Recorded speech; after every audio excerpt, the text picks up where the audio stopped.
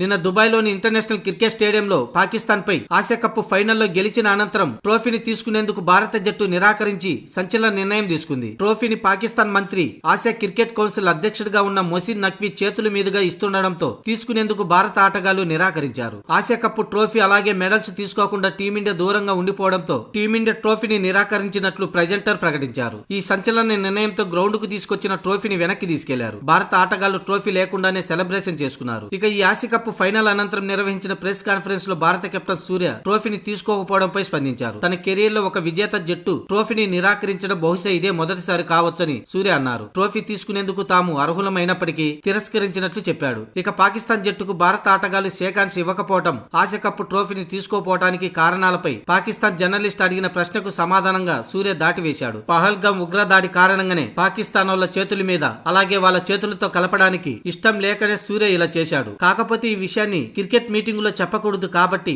Journalist అడిగిన ప్రశ్నకు సూర్య సమాధానం ఇవ్వలేదు.